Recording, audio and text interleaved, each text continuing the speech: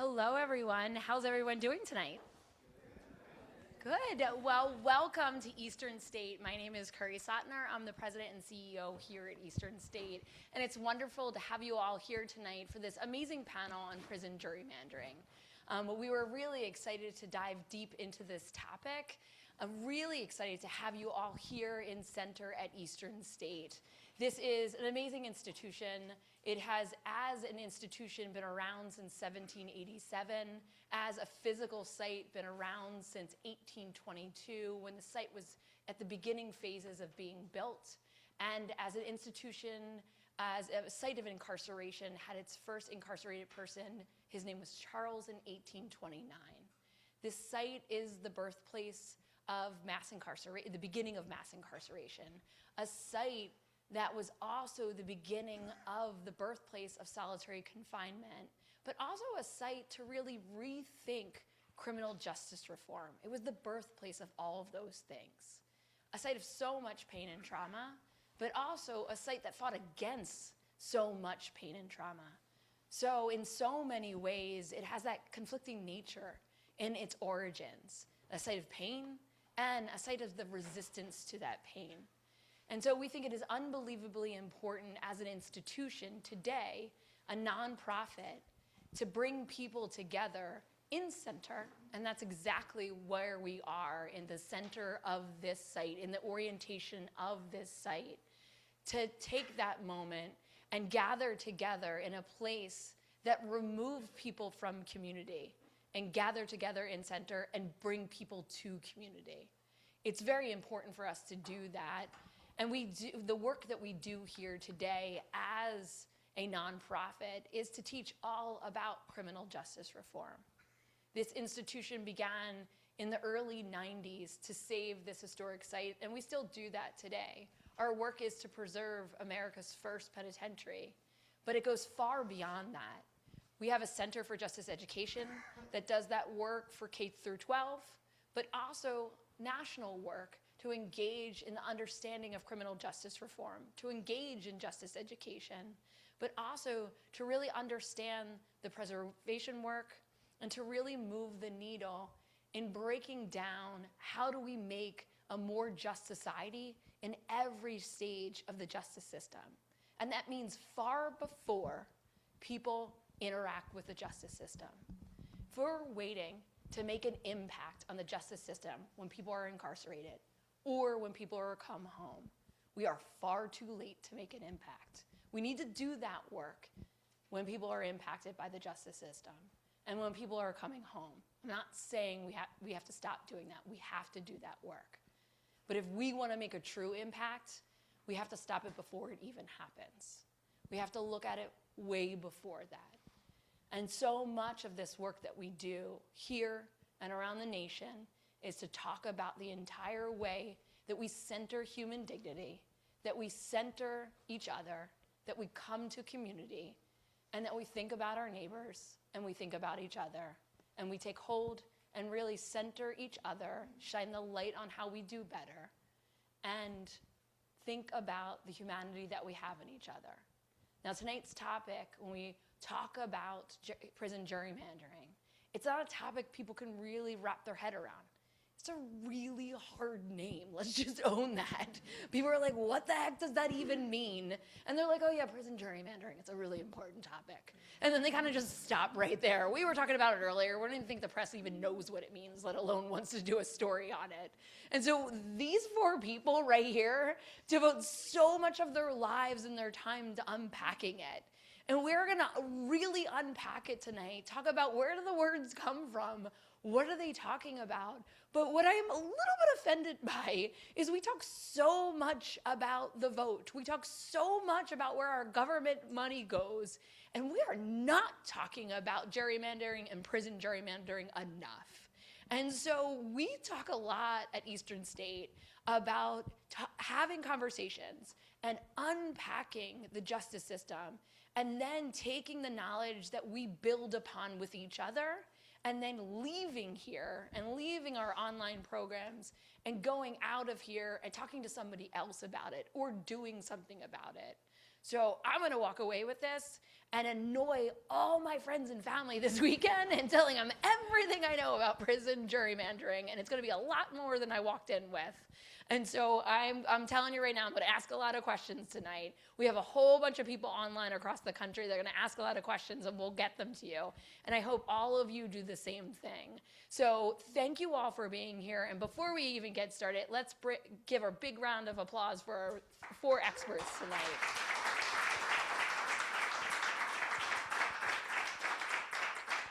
And I'm also really excited that it's spring, even though the pollen is killing my eyes. And I've made a new commitment for the spring-summer season that I am not going to torture any of you by going through bios and reading them like a terrible kindergarten teacher that I was. And so I'm going to let them introduce you with whatever favorite introduction you would like to give. Anything you want. It can be your cred. I have an undergrad in marine biology and biology. I know, weird, but that's going to be the fun thing that I share about myself. I'm a doctor. Yes, I am, but my undergrad's in marine biology. You can guess later what my doctorate's in. Carol, you are an amazing, brilliant person. I will share for you, we used to be on a board together. It was the League of Women Voters in the state of Pennsylvania, and Carol is one of my favorite human beings because she can whip 1 million volunteers together and get them so passionate about moving the needle and making so much change, and I have seen it in fair districts. So Carol, could you share with the audience any part of your bio that you would like to tell them about to add to that fun fact that I shared about you?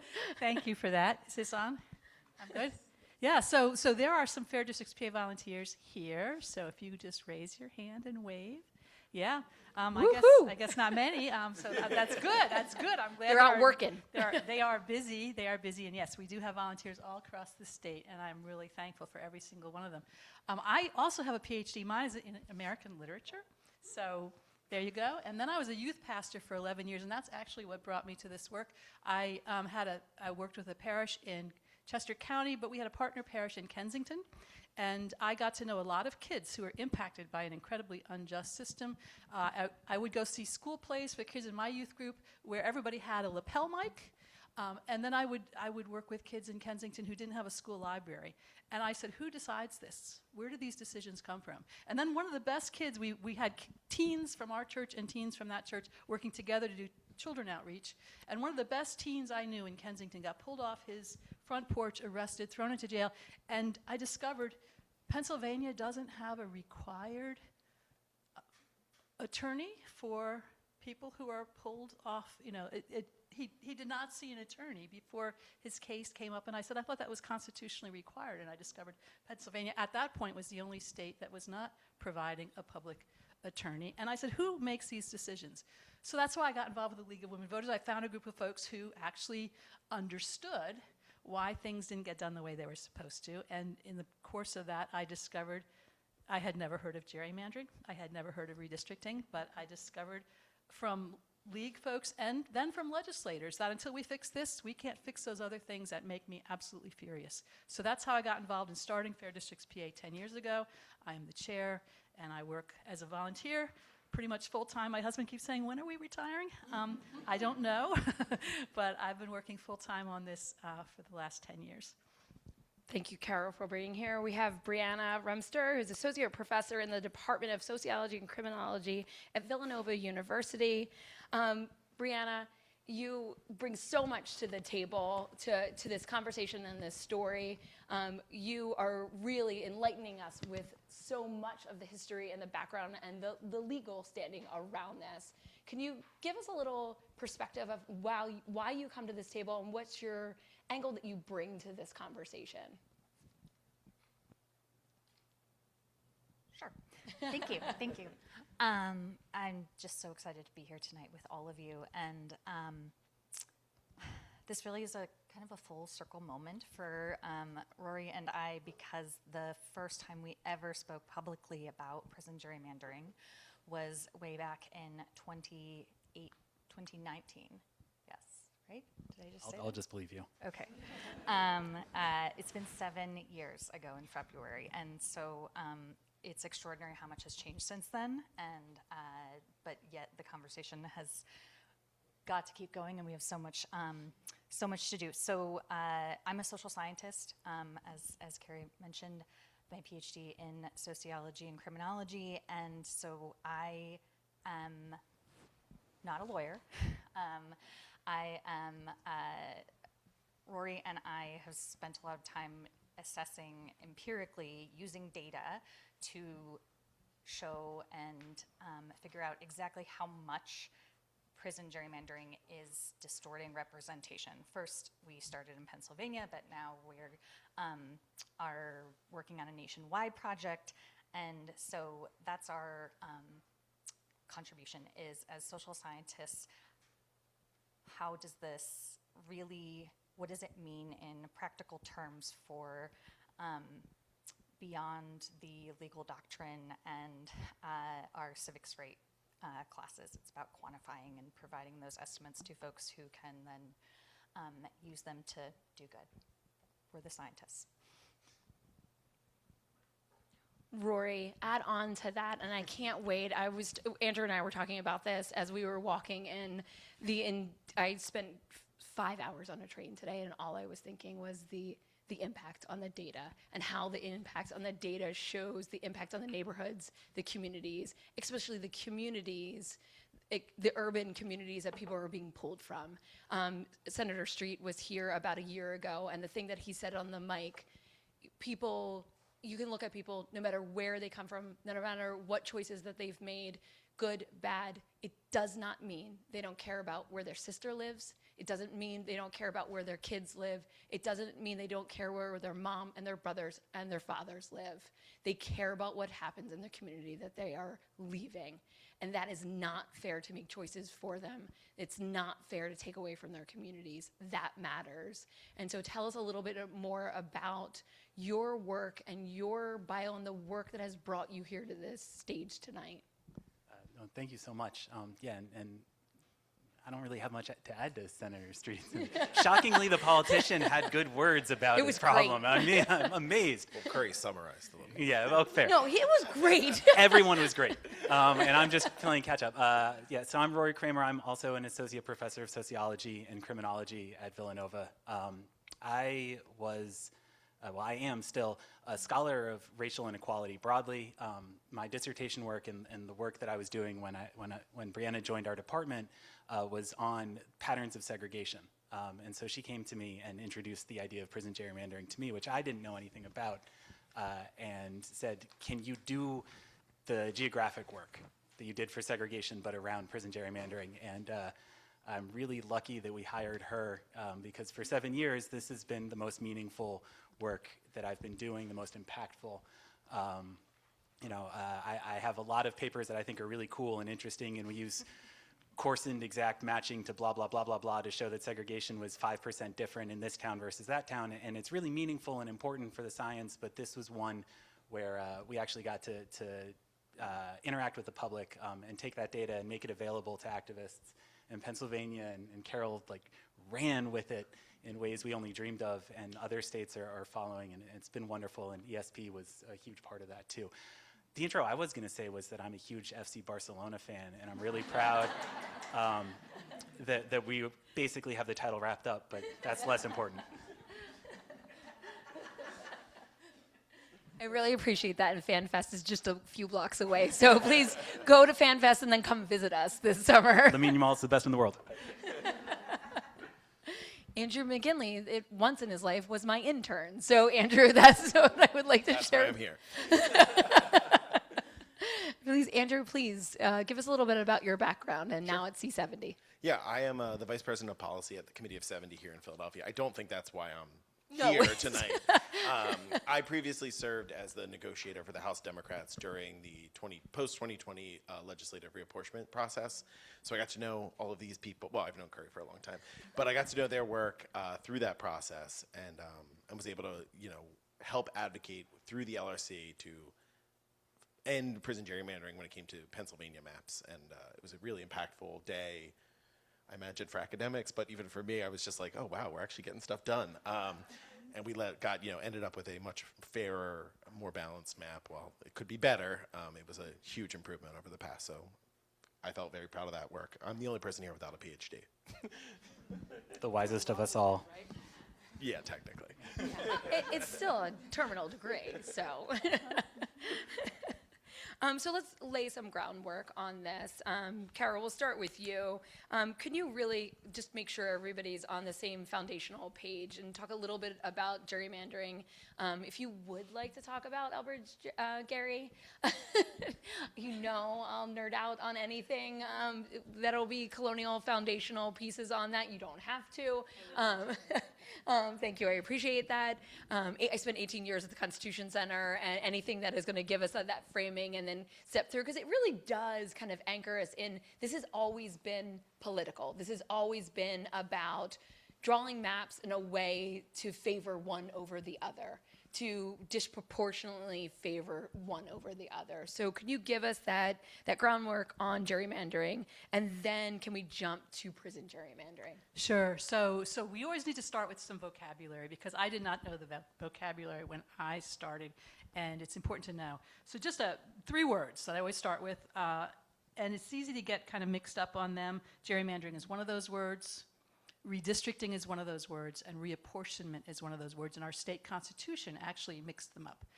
So just so you know, I'll mention that as we go along. So reapportionment actually comes first, and that's the review and reassigning of congressional districts every 10 years between the states after the national census. And there's 435 seats in the House of Representatives, and if states grow in population relative to other states, they might get an extra seat or 2.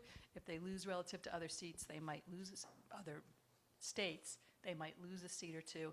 Many states just stay at the same. Pennsylvania is the 5th most populous state, but we have been losing relative to the more rapidly growing states. So every decade we lose a seat or 2, and we'll probably lose another seat in the next decade. So that happens every 10 years in the year ending 0. The census is the year ending 0. Reapportionment happens very early in the year following that, in the years that end in 1. So that's the first word. Redistricting is the next one. So once the states know how many congressional seats they have, then they have to redraw their maps based on population. And it used to be some states just never did it. For their state House and Senate maps. They just left them alone, and cities got larger and larger, and they had less and less representation.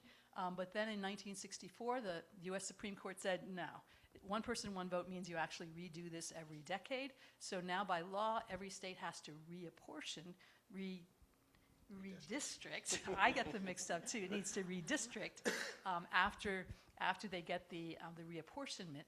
Then they go ahead and redistrict their state House, their state Senate, and their congressional seats. So that happens in the year that ends in 1. And that's done in different ways in different states. Every state is allowed to decide how they do it. Our congressional districts are drawn by the state legislature, so it has to pass both houses, go to the governor, then you're good. If the governor says no, then there's a problem, and that's actually what happened this most recent time. The Republicans in the State House and Senate drew a map, and the governor said no, and then it went to the court. For the House and Senate maps in Pennsylvania, that goes to the Legislative Reapportionment Commission. Even though they're not doing reapportionment, they're doing redistricting, and that's the group that Andrew served on with the House Democrats. That's 5 people. So it's the majority and minority leader from the House and Senate. So the 4 most powerful people in our state legislature. And then the 5th person, those 4 are supposed to choose the 5th. If they have never agreed since this was put in place in the 60s. If they can't agree, then the state Supreme Court chooses the 5th person. And so if that person is very partisan, then the party that they're with controls the process. 3 people drawing the maps, House and Senate for the whole state. We were really fortunate this last time. We had a chair who had been recommended by Republicans several times in the past. This time he was recommended by Democrats. The Supreme Court chose him unanimously, and he was a fair broker and really listened, which was amazing. That doesn't always happen, that there's listening. But the American Bar Association has said that redistricting, the way the U.S. does it, is an extreme outlier compared to other countries in allowing political leaders, politicians, legislatures to draw their own district maps. We're an extreme outlier. No other nation allows politicians to draw the maps. And what we've learned is Pennsylvania is an extreme outlier because we have 5 people, the 4 party leaders, and then the 5th person drawing the districts. It's not even that the whole legislature has to approve, it's 5 people.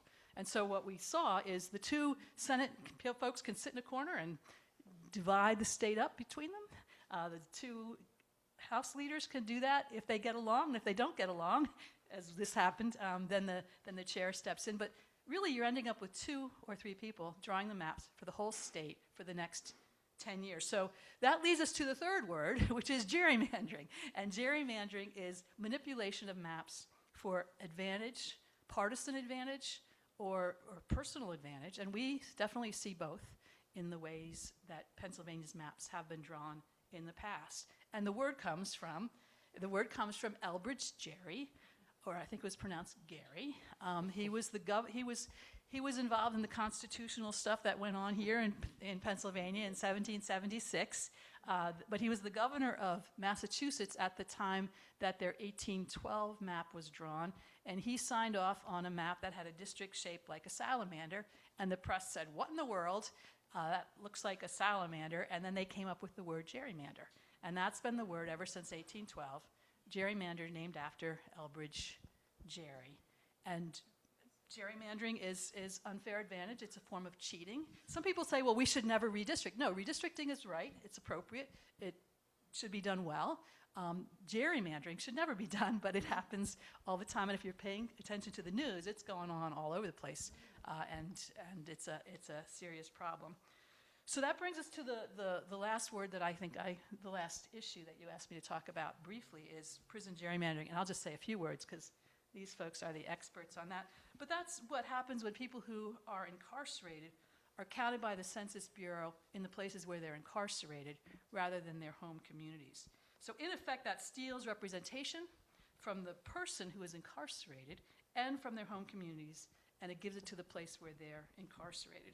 And in Pennsylvania, the only citizens who are not allowed to vote are those who are incarcerated for felonies. So people who are in pretrial detention, who are in jail waiting their trial, they haven't even been found guilty yet. Those who are incarcerated for misdemeanor, all those people are allowed to vote, but by Pennsylvania law, they are not allowed to vote where they are detained.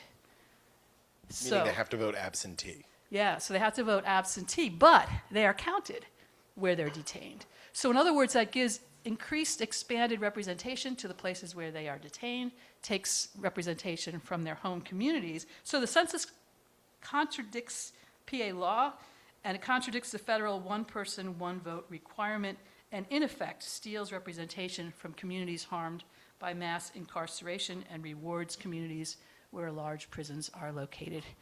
And that's a quick introduction, and I'm sure you'll hear much more.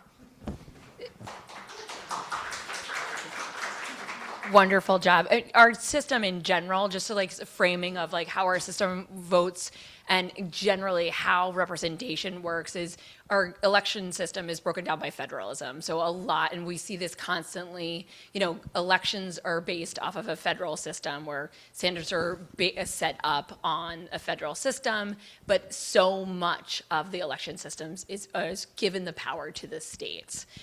We have it broken up to each state has certain votes that are given to the states and then by representation. And you'll see through the civil rights movement over and over again, if you look at it, one man, one vote, over and over again through the 60s, one person, one vote. So back to Carol's point, it is really important to make sure representation matters.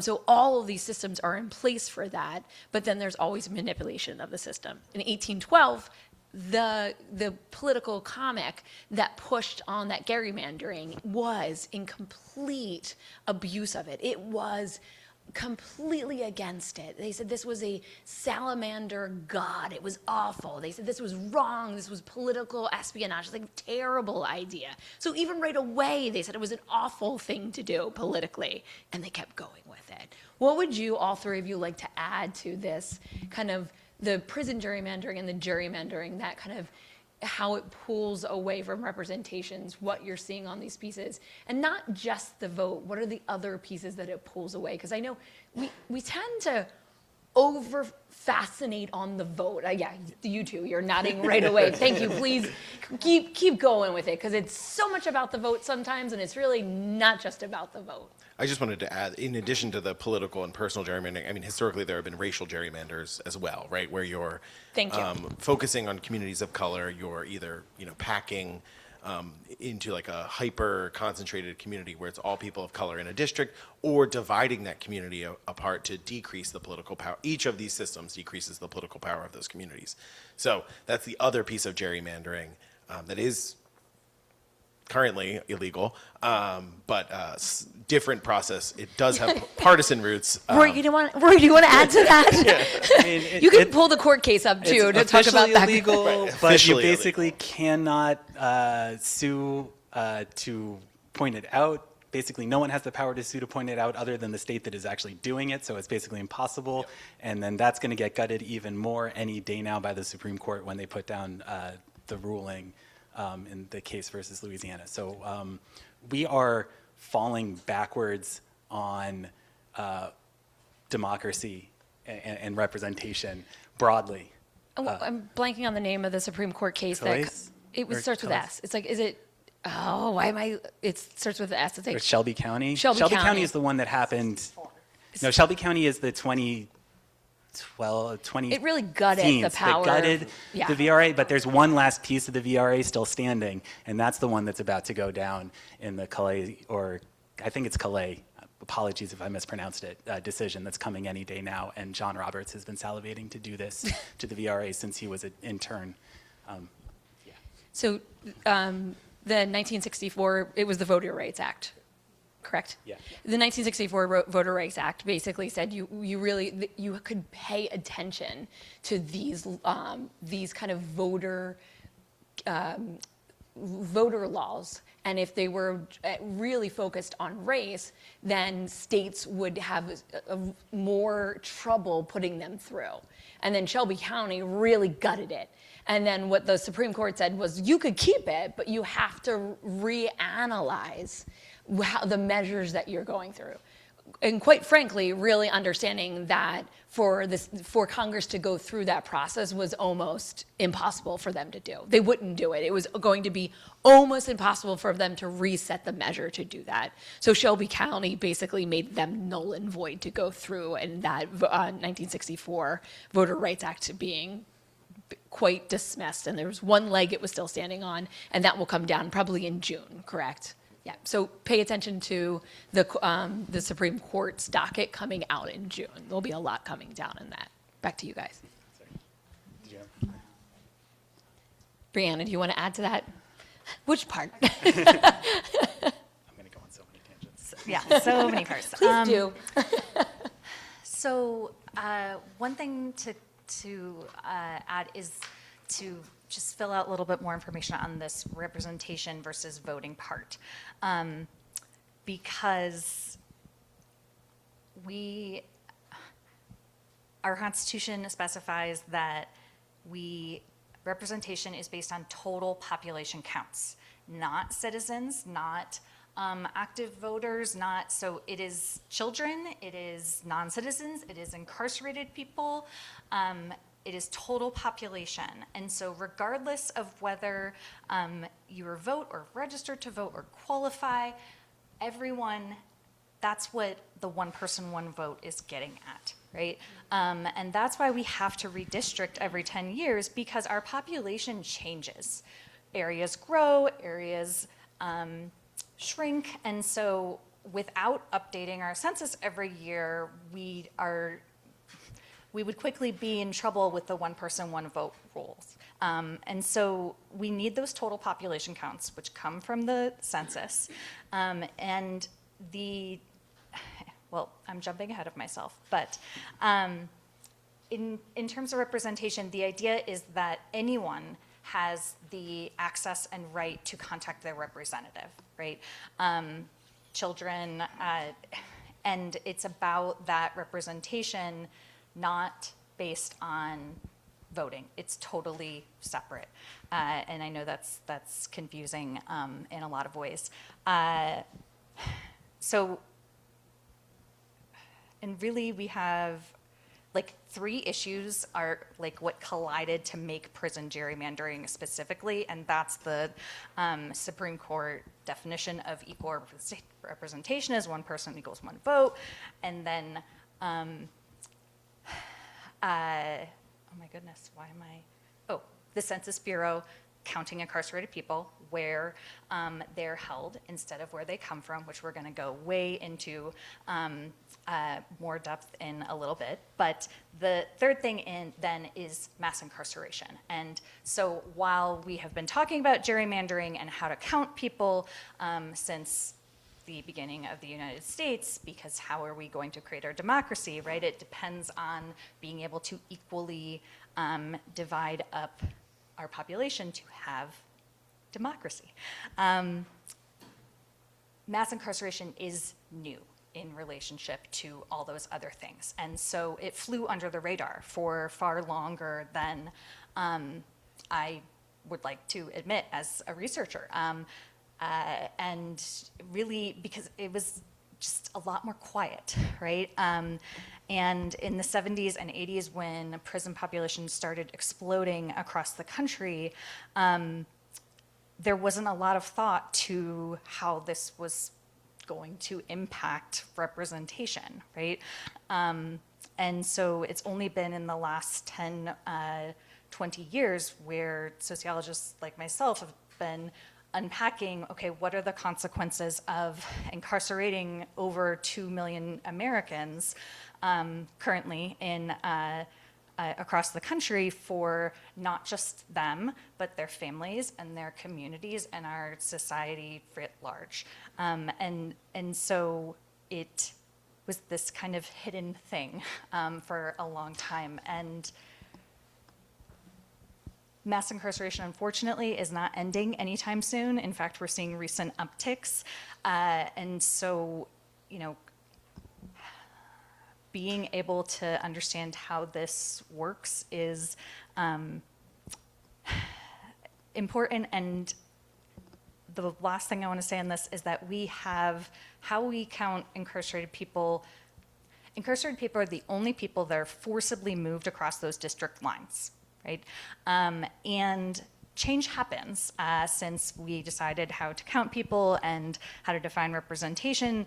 When the census was first collected, for example, most Americans did not go to college. Well, it's still obviously a minority and a privilege, but very, very, very few, right? And now we have millions of kids moving across lines, right? And we had to adjust. The census had to say, we need to accommodate for this.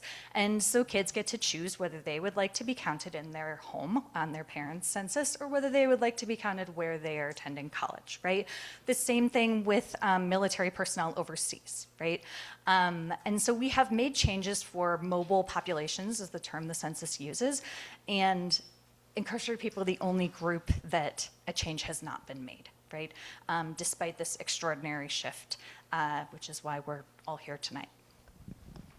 Can I just add, like, Yes, to build please. on that a little bit? The one thing, there's a legal concept of domicile, right? And building on this, like, the census says we count you where you usually sleep, essentially, and it has no legal bearing beyond that.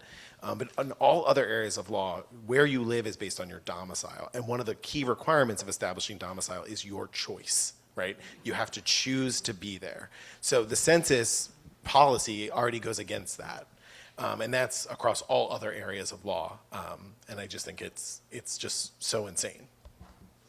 And it really started as the whole reason, like, how did the census decide to do this? It was just a very basic administrative protocol decision. This was not some type of incredible debate in Philadelphia or anywhere where people were coming to get, like, and thinking this is going to be a big issue, what do we do? Because when we first started taking the census in the late 1700s, very few people were incarcerated, right? But census takers are being sent out. They still have to figure out, just for protocol, where do they count them, right? And so while it matters in theory, absolutely, where people are counted, from an empirical perspective, from Rory's and my expertise, counting incarcerated people didn't matter enough to change outcomes and distort representation until we had mass incarceration, right?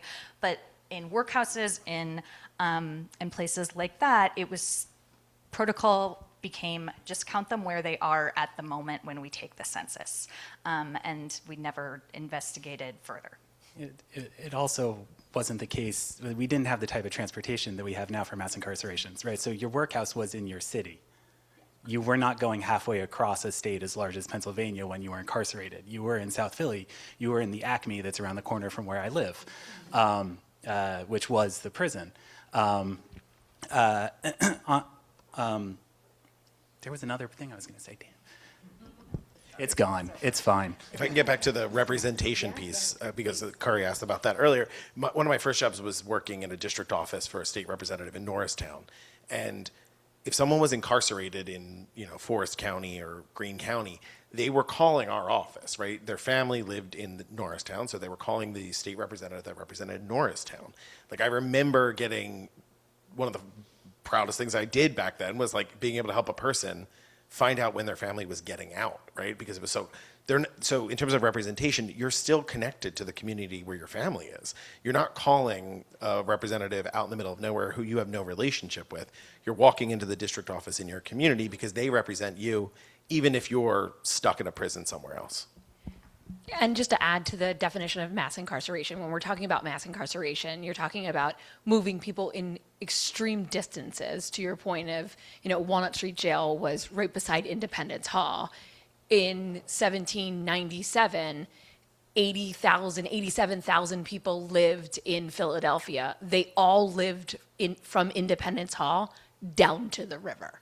They all lived in that small area. And by the way, it was the largest city in the colonies at the time, so in the New World at the time. So everybody lived there. And so you're not going far from everything. So you're right, it's literally going like 2 blocks away from everything. So it's really small. The other thing, and this is probably where you were going, where you were with this, is 2 years. So your time in incarcerated setting was 1 to 2 years. So if you're taking them in that setting at that time for that census, in 10 years when the next census is, you're out. Mass incarceration, the other side of that we're not talking about, we haven't put on the table yet, is it's by fives. So when a setting in the 1950s and 1940s even, that was a 1-year prison term, a 2-year prison term. Even before that, it was even shorter. And then we get to the 1970s, 1990s, 2000, times that by 5, times that by 25, times that by 50. Now people are in for life. They're in for 50 years. They're in for 25 years. So you're now you're across the state, and now you're in prison for 25, for 50 years. So that mass incarceration is not just across the state moving for that, but it's for multiple census takings too. So we're adding that much time. So let's go to that next question where you're like, we're getting there. No, let's go there. Let's completely go there. So we're perfect lead in. I appreciate all 3 of you very much. So can you really dive into this for the audience, how counting a person in a prison cell rather than their home community fundamentally changes the weight of a vote in both locations for their community, the impact of their community, for all of what it means for that vote? I actually did remember what I was going to say, and Okay, it was go. entirely unrelated. Entirely unrelated, but I'm still going to just get it out because it's going to bother me. The census actually asked if they should change how they count people who are incarcerated in the 2010s. And 98% or so of responses were like, yes, you absolutely should. And states have been asking for this. Of the census, we're like, please do this for us. It would be great. And the census just decided not to. Again, just a purely administrative decision. Because it was going to be a hassle. And it is a hassle. Somebody has to go figure out what the right address for people is. And no one is currently getting paid to do that. No one currently cares to do that. So you need to make them care. And so again, it is purely administrative. But the representation impact is not purely administrative, like that segue. Right? The representation impact isn't, and one of the mistakes we often make with this, and I'm glad we have been mentioning this, but I want to reiterate it, it's not the person who's incarcerated who is the only one harmed. It's not their family who cares about them who is the only one harmed. It is also their neighbor who has nothing to do with anything at all. It's the old lady down the street, it's the young kid 2 blocks away. It is, in all likelihood, if it is a crime that had a victim, it is likely the victim as well, because we know people typically commit crimes near where they live, which would mean within their own district. So one of the most twisted ironies of prison gerrymandering is if you say you care about victims of crime, well, prison gerrymandering is harming victims of crime as well, right? So they're the places with high incarceration rates are underrepresented by significant amounts, right? And we all know what those places are. High poverty, racially segregated places with large numbers of people of color, right? Those are the most directly impacted because the people who should be counted as living there, and thus they should have more representation in legislatures, and thus state legislatures should maybe care a little bit more about those issues that affect them more than the issues of property tax for some of the rest of us, or whatever the case may be, because they care about property tax. Everyone cares about property tax. Property taxes are too high around the country. That's who's getting most directly affected. The other aspect of this as well is the only people benefiting, and benefiting is a like kind of awkward term for this because they have no idea what's going on, but there are a couple districts in every state that are winning this weird, perverse game, right? There are not 50 districts spread out across 50 different rural, or 50 prisons spread across 50 different rural districts. Pennsylvania actually has a relatively large number of prisons spread out kind of around the state. It's still only about 20, 23. See, about 20 was pretty good, but she corrects me. That's our jobs for each other. I'll get you back. There are 23, right? And some of them are in the same district as other ones. So there are less than 20 districts, there are about 20 districts that see an increase, right? Pennsylvania has 200 and something districts. I got it from both sides that time. I've set y'all up. 203 districts. House districts, right. I didn't want to leave you out. Right? So rural parts of Pennsylvania, most rural parts of Pennsylvania also are underrepresented compared to those few districts that have prisons. Thank you. See, and audience participation as well. Now I got a challenge for the rest of this. If you haven't corrected me yet, you have like an hour left. Right? So they are being affected. So the story here is just there's distortion across the entirety of this state. How much distortion is how close you are to high incarceration rates or how close you are to a place of incarceration. But everyone is being affected to some extent. What's most problematic is there's a group that has historically been neglected by our government, and that is the group that is now, because of an administrative decision by the census, having less representation from the government that most needs to hear from it. And I want to jump in. We do have, and you're probably going to get to the data, but I just want to say this is not always urban versus rural.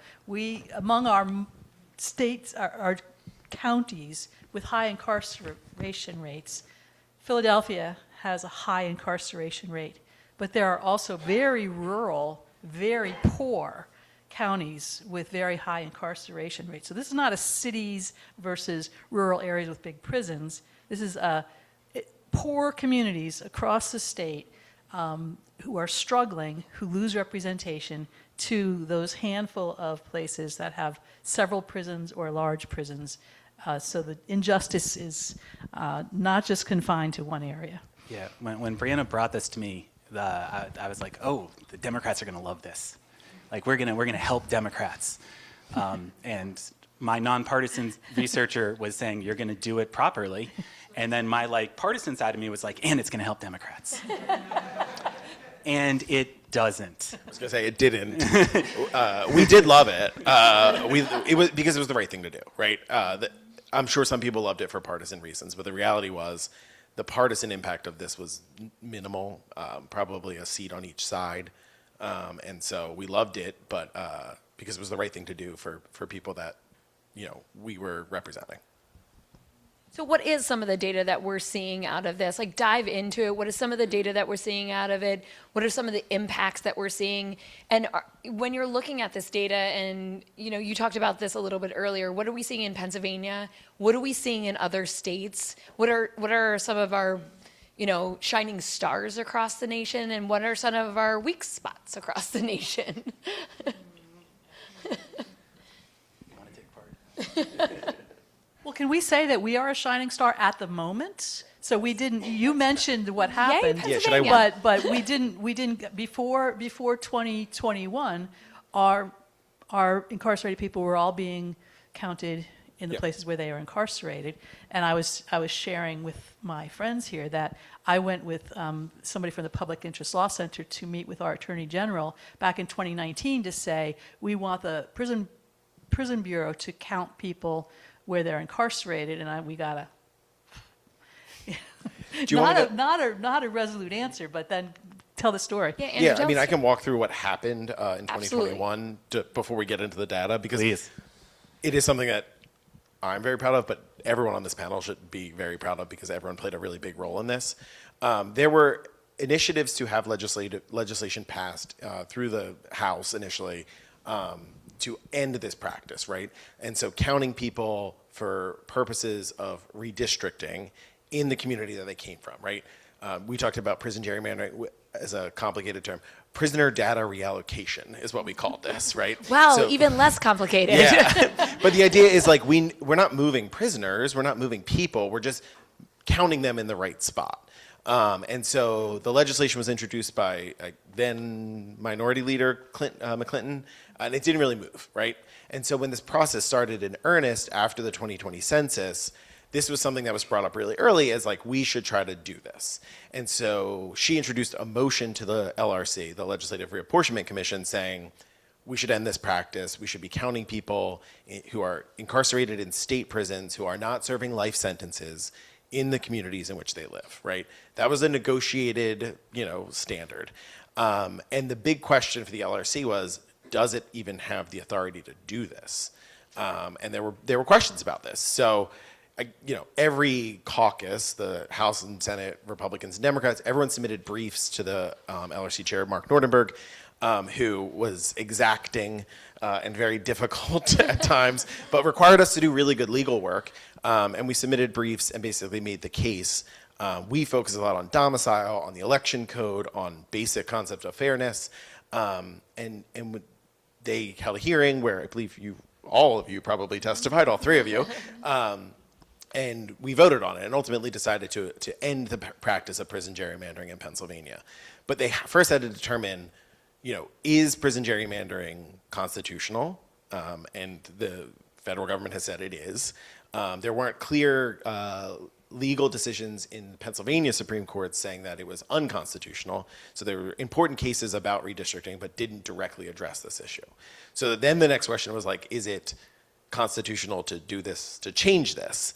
And the question was, does this power belong to the legislature or does it belong to the Legislative Reapportionment Commission? And Carol won't probably agree with this point, but technically the LRC is independent. And it was set up through the Constitution as a legally independent agency, right? And so therefore it can make its own decisions about its processes that didn't require legislative change.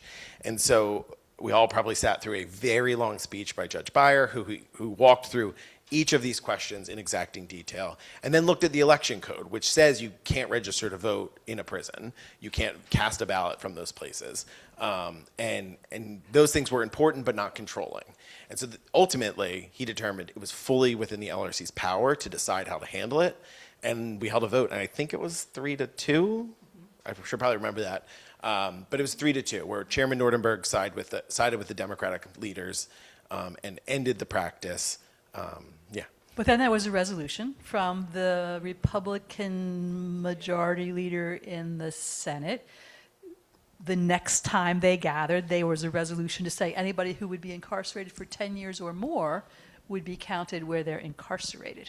And for that, the chair, who was trying his very, very best early in the process to be as nonpartisan and amicable and friendly to all, he voted with that resolution. So anybody incarcerated 10 years or more, even though many of those people will go home before the 10-year mark. This was about the sentence, not about, yeah. 10-year sentence. So it was partially, temporarily addressed, but it's certainly not a long-term solution, but it certainly made a difference. And all of it's temporarily addressed because the Legislative Reapportionment Commission no longer exists, again, legally, and it will be reformed as a new one after the 2030 census, and that LRC can make whatever decision it chooses to make. It's not bound by previous practices, just like we weren't bound by them in 2021. And it was only state incarcerated individuals. So if you were in jail, and Philadelphia had and still has, but a much smaller, but still a large jailed population. If you are in ICE detention, you are counted for the sake of redistricting as being domiciled there, even though they are not in a domicile there. So Pennsylvania is a shining star, but it still has more to do for 2030. I guess we can get into that data. So our first project looked at 2010 data for Pennsylvania and how much prison gerrymandering was affecting 2010 data. And the short version was there were 4 districts that were constitutionally dubious, is how I like to call it. If people who were incarcerated were correctly located where we estimated their original homes, where their actual homes are, there were 4 districts that were either too large or too small compared to others. 8? Why didn't anyone in the audience correct that one? It's been a while since I looked at that paper. We've moved on to 2020 data. There were hundreds of thousands of Philadelphians of color who lived in districts that were right next to each other in North Philly. You will probably not be surprised to know that North Philly was one of those areas. 2 districts were right next to each other.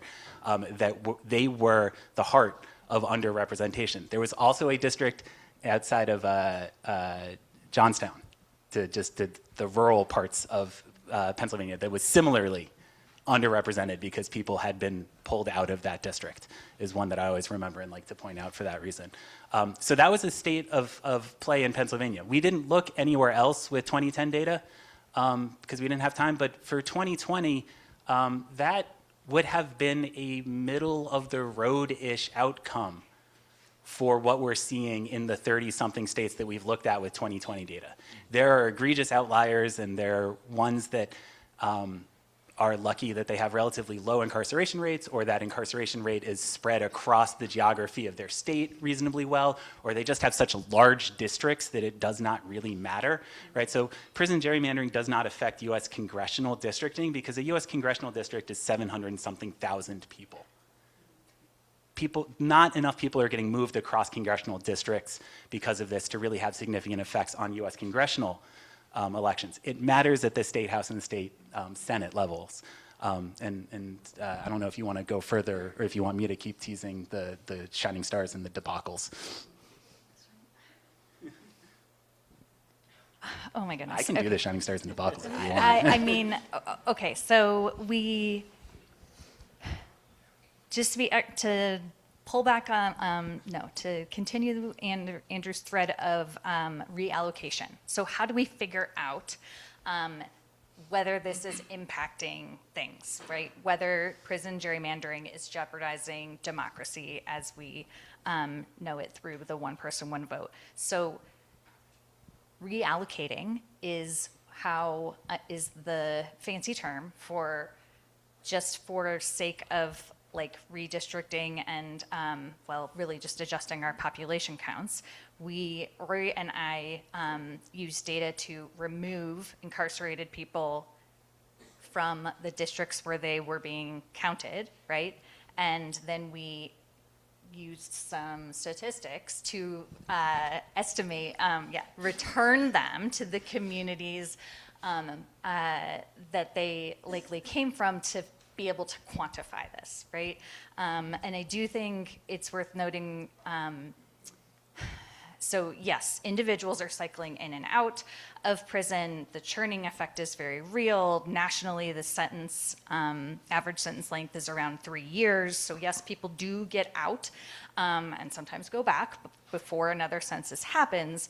But because incarceration is so spatially concentrated, it's in all likelihood someone down the block that is taking that prison bed, right? That people are, and so it's really, it's about the removal of people, forcing them to be somewhere else, and that's high incarceration rates, and then having, because of mass incarceration, we needed the prison boom, right? We had to find places to put all of these people, which was predominantly rural areas, right? So we're moving folks disproportionately from urban, marginalized Black and brown communities and transporting them across district lines to districts that are very different, right? That are primarily rural or suburban and primarily white, right? They have no connection with anything. They've never been outside the prison walls, right? They're not a meaningful member of that community in any way, shape, or form. And there's research showing that when legislators themselves were asked whether they view if they have a prison in their district, whether they view the incarcerated people as their constituents, they say no, like point blank. When people call them that are incarcerated saying, I have an issue, I know that I'm actually legally your constituent, they're like, call your home office, right? And these folks are often in like real crisis, as in like, I am not getting my insulin, right? Or, lots of other things that are can be life or death, right? And so it ends up falling to the communities where those folks came from. Those representatives for those districts are doing double duty. People like Speaker McClinton, because she has said many times she couldn't turn away those calls, right? How can you? And to the point where it was one of her staff, part of their job was simply, there were so many calls coming in to respond to those folks' requests, right? And she viewed them as as her constituents, right? And no one else was. And many other districts folks who are representing high incarceration districts. Anyway, so we are moving thousands of people, right, from primarily urban areas to primarily rural areas, and that distorts representation for everyone, right? Because most of us do not live in a district with a prison. And so yes, there are incredibly stark, racially unequal impacts, but it really does impact all of us, right? It impacts most white rural residents. Again, most of them don't live near a prison, right? I've heard people get into little scuffles because they realize that their neighbor is technically within a district who has a prison, and that they have more political power than they do because they happen to be on the other side of the district boundary. And so what does that mean though, like in very, very real practical terms? It means that the person who has, we call them phantom constituents, right? The person who has 3,000 or 4,000 people who are actually just incarcerated in their district. We have, districts are around 65,000 people, right? That means if you live in a district, if you are an actual resident of a district, a meaningful, engaged community member that has a prison, it is so much easier for you to get a hold of your representative, for you to get your voice heard, for them to escalate your concern, right? Versus someone calling Representative McClinton she's got the 65,000 some people plus thousands more, right?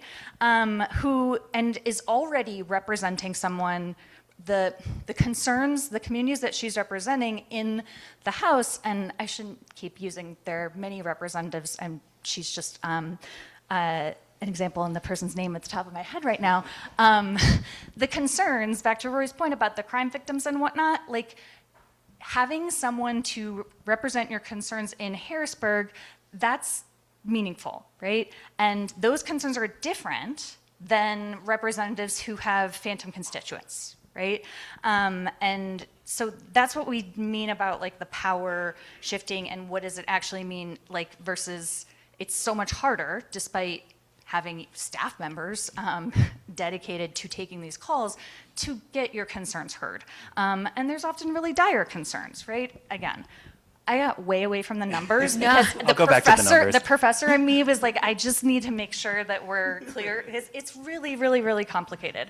Do you want to go to the numbers? Let me pull a couple things through. Let me pull some threads there. That was actually really helpful. Thank you very much for that. And I actually want to ask 3 questions, but I land on that one too. One, Andrew, real quick question. I'm going to pull back to one of the comments you said. You talked about the LRC, right? 2030 comes. Are you going to have to renegotiate, all 4 of you are going to renegotiate with that next crew to be able to reset that entire thing? I mean, yeah, it would. Okay. Yeah, you would have. Great. I mean, So I don't every know that 10 I'll be years- involved. I'd no longer work for We the might need legislature. to still be involved on but- that. but Okay, Yes, I'm sure that they will all be presenting As before we the think LRC. about tasks that this room might need to be able to support you on. So, okay, renegotiation in 2030. We all know there'll be a big task for everybody Just here. a- Okay, check. Before we leave that, or you could help Carol, and we could pass a legitimate redistricting better. reform act Even that would better. resolve this legislatively, so we don't have to do that fight again. Because as cool as it was to go to Harrisburg and whatnot, it was really tiring, and I don't really want to have to do it if I can avoid it. So I can go to other states and deal with them, which are far behind us. Love that very much. I also appreciate the and whatnot coming back into the vernacular of this room. I'm really enjoying that. I also just want to note, Rory, that you used jazz hands around statistics tonight, and I think that should be mentioned out loud. It's like, we're giving Those you a were lot magic. Of, That was the Well, magic of statistics. Magic hands. I really want to just give you credit for that, Rory. It was amazing, and I think that it needed a verbal representation for that amazingness tonight. And then to your point, Briana, when you went through that tonight, that was a really fascinating vocabulary, like walkthrough that you just did with us. Is there ever been a case where a representative has sued another district for the amount of work that they have done for phantom representation they have done for other district members? Because that's exactly what McClinton is doing in that case. They are supporting representation for individual members from their district. I want to almost send the other district member a bill and say, I am representing, because that's what they're doing. That is, you're right. They do not have to raise as much funds. They do not have to campaign as much. And they are not spending their tax dollars for representation that they should be spending. And McClinton should say, okay, that is service that we are providing for your individuals, bill served. And I actually think that could have some legs in a court, or at least enough attention to be questioned. I'm not aware of any cases that have been filed, but I have heard legislators bicker over it in other states. So as we have been happily supporting groups in other states, it is really interesting to see what matters to people. And in a place like Pennsylvania with, the unequal racial impact is what everybody wants to have front and center, and absolutely. But in other states like that are more libertarian focused, they're about the rural neighbors Name that names. are squabbling, right? Like, no.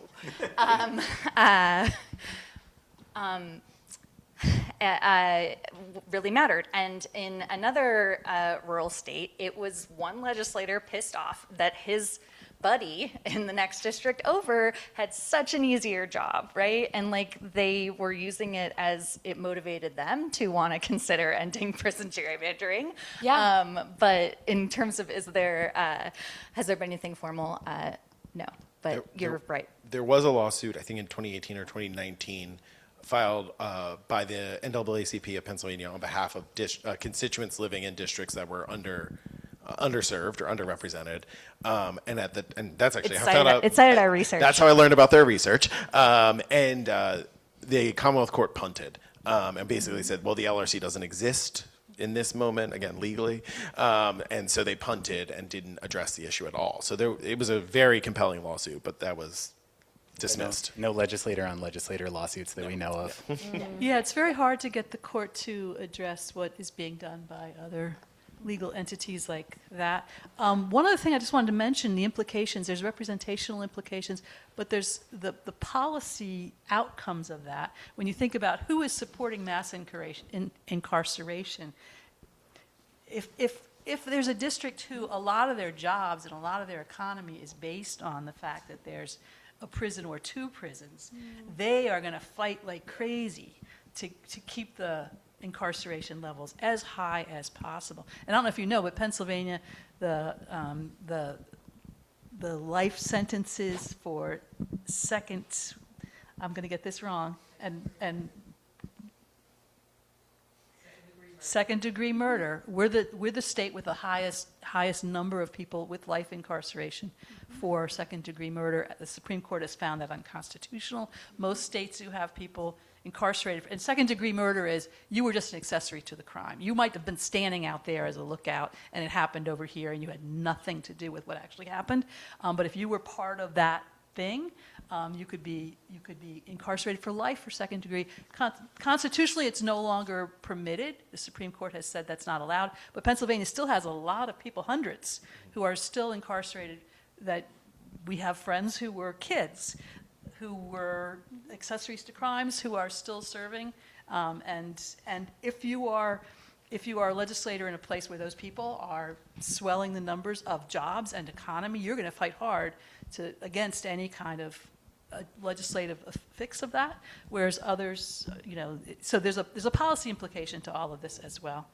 So let's go to audience questions. So if you have a question in the audience, please just raise your hand and our team will bring over the mic and just lean it towards you. And then we also have a whole bunch of people online across the country. So Kerry, when I point to you, you can read the questions from the online audience. So we have one question right here, and Campbell will lean the mic over to you. So just Briana and Rory, using the 2010 census data, and the 8 districts that you had talked about where the concentration of people that are incarcerated come from, was there ever any way to decipher the amount of money that would have been generated had these people been counted in their origin? I think you mentioned domicile, but their origin prior to being incarcerated. Clearly that's not their choice of residence. Right. Was there any way, or was there any question to figure out what that dollar amount would look like that would come back to the constituents in the area that, of course, did not benefit because they don't live by the prisons? Right. So no, but there's also an important caveat here as well, right? Which is that very little money is actually doled out based on the census counts that are involved in redistricting, right? There's basically all the money that the U.S. government that gives out to states for various reasons are targeted to particular populations for particular reasons, for whatever the case may be. Right? Now, there's a lot of money that is being affected by these policy decisions that is downstream from bad representation. But I can't put a dollar figure to that. But the idea that formulas for road budgets or formulas for educational funding or things like that isn't going to be tied to the census and redistricting. That's going to be tied to how many kids are going to that school, how many people drive on that road, those types of formulas. So this is, it sounds like I'm saying like, don't worry about this, but actually this is one of those things that is really important, because the number one, don't you dare do this, is the fear in those districts that have prisons that they're going to lose money. Right. And they're actually not. It doesn't touch their money at all. It just touches representation. And the Prison Policy Initiative that has a great kind of explainer in detail about how little the dollar figures related to census redistricting numbers are. But it's not, this is not how it affects dollars. It affects dollars downstream in the fact that rural populations are overrepresented, and so rural interests might get a little overrepresented in the state budget the next year. Does that make sense? It makes sense.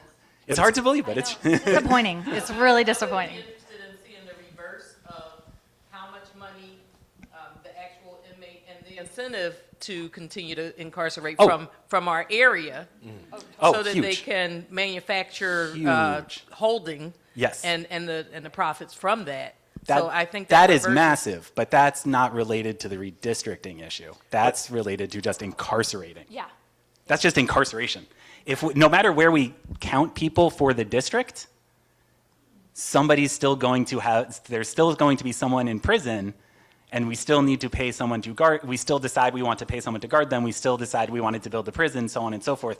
That's going to happen regardless of if they're counted as living here or living there. Right, but when I think it was Briana mentioned how that particular district that might have 2 actual people living within that boundary of the prison, so you have so much more resources for a smaller population that lives there than the population you're pulling the incarcerated people from. Can I just, I just want to say, because while it's not like a one-to-one, and it's probably not really quantifiable, the politics of the Capitol building, I mean, we have an incredibly close legislature, right? So like in the House, you know, if one district switches, that changes the entire leadership structure of who's in charge and who makes decisions. And so when you're negotiating budgets and you're negotiating programs, the individual players who have inflated power end up being able to direct more money to their district because they are in power. So it's not, I don't know that it could ever be quantified. I'm also not an economist, but it definitely impacts those decisions, especially when it comes to a chamber that is like razor's edge close. Hi guys, my name is Kayla Prito Hodge. I'm an assistant professor at Rutgers. Hello to my social scientists.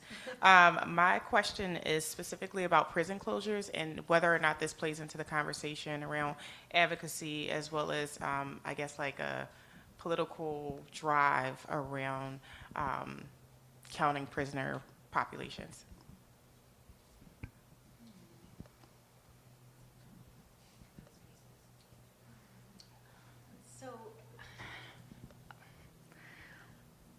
What research shows, there's not at this point, so, and there's certainly it's more of a myth now that, and I know you know this, but that having a prison in your community is going to be a beneficial thing, right?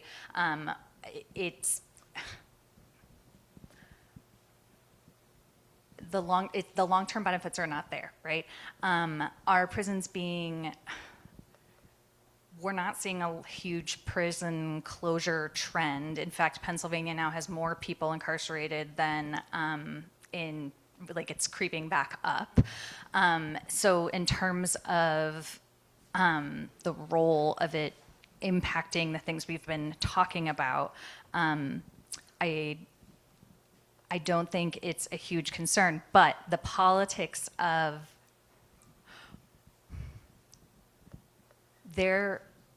my experience has been that there is a lot less overt, and there's 1 or 2 exceptions, which are fantastic, like people were recorded talking about using incarcerated people's bodies to stack districts in Florida, for example, once.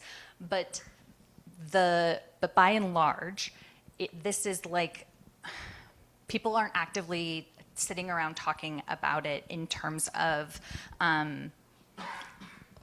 the politics of keeping a prison open, the politics of even like, at least to my knowledge, there hasn't, and it's interesting, right? But it's one of those things where it's like people don't know that it's happening. It's kind of invisible in a way, right? Like, and so there doesn't seem to be, I think it's interesting that it's not more central.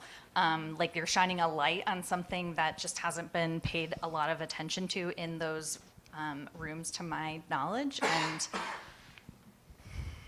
who knows, right, what the future holds. But yeah.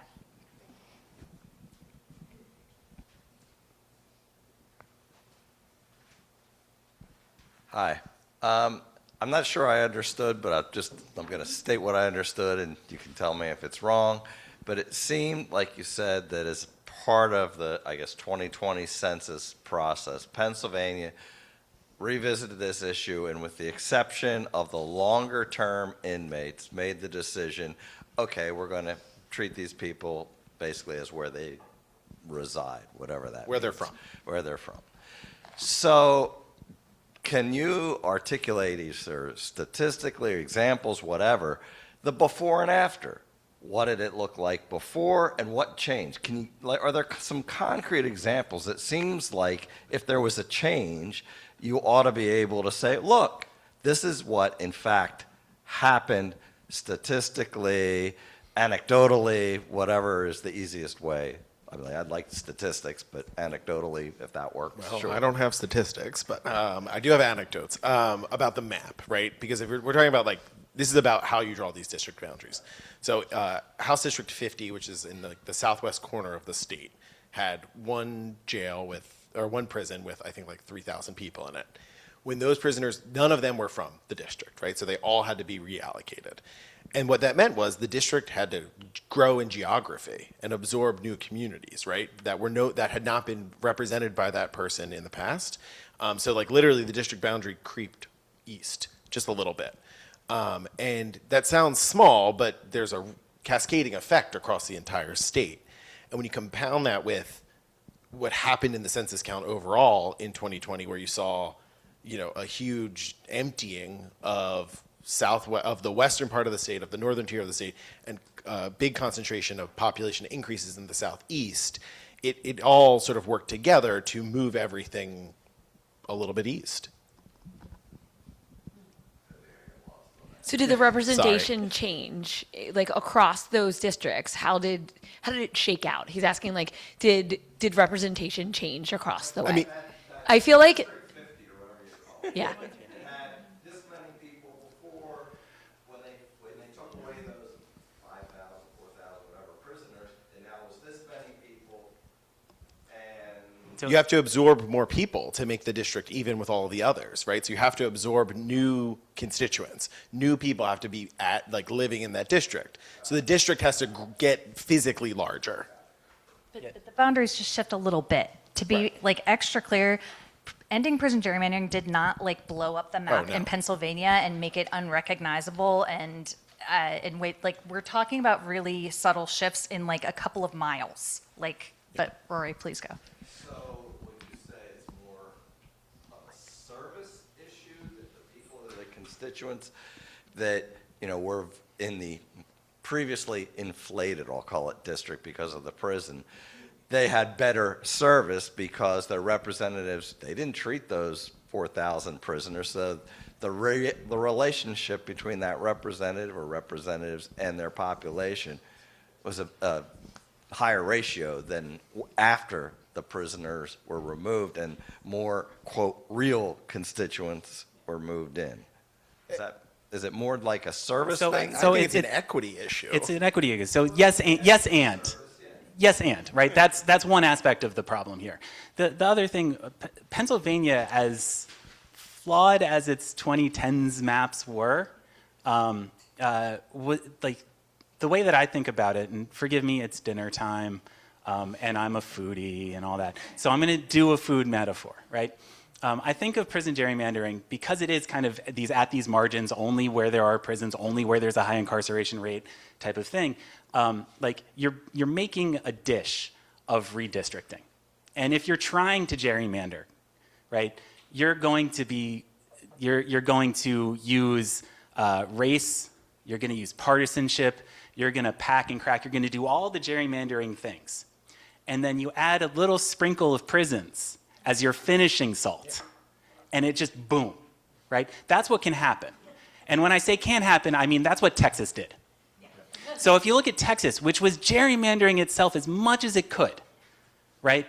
And then you say, well, what if they didn't have prisons to use as part of that? Whether they were using it consciously or not, what if they didn't have prisons to use? And there are dozens of state house districts in Texas that are egregiously unconstitutional because they were skirting the edge and then the prison gerrymandering pushes them over, right?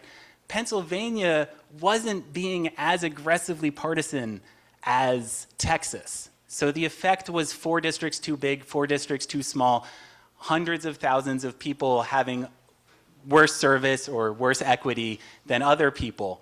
But if you combine it with other forms of gerrymandering, if you combine it with high racial disparities in incarceration, if you combine it with high income inequalities, which leads to these kind of pockets of incarceration, then you see cases like Texas. You see, if you look at the 2020 maps in Georgia, the Brennan Center did an analysis with our data. They said there would be 6 or 8 more majority black state house districts in Georgia if not for prison gerrymandering in Georgia. If you look at Ohio, which also is a super partisan gerrymandering state, they have like a dozen or so state districts that rely on prison gerrymandering to be constitutionally viable. So it's kind of one piece of the puzzle. And to me, it's like that last little bit, because people often don't think about it, and you don't think about, and then when you think about it, boom. It's a tidal wave. It crests when you get to the surface. It crests when you get to the edge of the thing, and then it becomes so overwhelming, it makes this huge impact. And I think when you get to 2020 and you wipe the state clean, and then you get to rewrite everything and clean it all off and do it with the fairness, wipe off that extra sprinkle, then you get the equity. Then you get the fairness back. And then looking across the state, and what we have 19 states now that are putting in laws that's to really start to redo that and clear that through. So, as we kind of wrap this up, Carol, I'm going to ask you for the last word on what's next. We know we can get that law to be moving forward. We know as a backup plan, we come back in on 2030 as a backup plan, not one we want to do, but a backup plan. But Carol, what's next on this work? Yeah, so the question was what happens in 2030? Our goal is to have a bill passed by 2030. So you all had one of these on your seats. Fair Districts PA has 2 bills, Senate Bill 131 and House Bill 31. We have 23 co-sponsors on Senate Bill 131, which is really close to half of the Senate. We have 65 co-sponsors on House Bill 31. We will run out of time. It takes a long time to pass a constitutional amendment in Pennsylvania. It has to go through both chambers, 2 successive sessions, and it has to pass in that chamber 3 months before the next general election. So our deadline for the bills this session is when they recess for the summer. We've just got a few months. So we ask people to take this, sign the petition. There's a place you could text to sign the petition on the back. But the more energy we can put behind this, the more we can influence legislators to move it. And there are lots of Philly legislators you think would be saying, let's fix this fast, who haven't heard from us, who just kind of, whatever. We have quite a few Philly legislators who are co-sponsors. We have quite a few who just haven't done anything. So our goal is to have a bill in place by 2031 that would address all of these gerrymandering questions. And the language in the current proposed bill is, we asked the Prison Policy Initiative that's done a ton of work on this issue, what are the states that have done the best work on this? Give us the best language. They gave us that language, and then that's the language that's in the bill, that people at every level would be counted at their home communities. If we don't know their home communities, they would not be counted for the purposes of redistricting, so that there wouldn't be these pockets of incarceration that would be throwing things off. So that's a bill. We'd love your help in just reaching out to legislators. We're working hard to do this. We're going to have a rally in Harrisburg on June 3rd. You're all invited. And then we talked about advocating with the Census Bureau. We did that last decade. We'll do it again. My friends here told me it's not going to happen. But then the other piece, which is really important, is if we don't get the bill passed, as Andrew said, we went and gave testimony. I gave testimony multiple times to the Legislative Reapportionment Commission, and the last time they took lots of testimony, and it made a big difference, which is why we have much better maps now than we did last decade. So it's really important that the public pay attention. It's really important that people understand this issue. It's important to get engaged. Democracy does not happen magically. It happens because people insist on representation and on fair representation. So take that little thing home, share it with your friends and neighbors, sign our petition, and help us get this moving forward. You know that democracy is a verb. Thank you so much for coming. Thanks to this amazing panel. If you signed up for tonight's program, we will send a wrap-up with the video as well as all the information about fair districts and a ton of links from these brilliant minds up here and new programs coming up. There are flyers on the table as well. Thank you to the team that did an excellent job on all of this. Thank you again to the amazing panel. EasternState.org. If you did not sign up, we can also send it to you as well. Thank you so much again, and have a great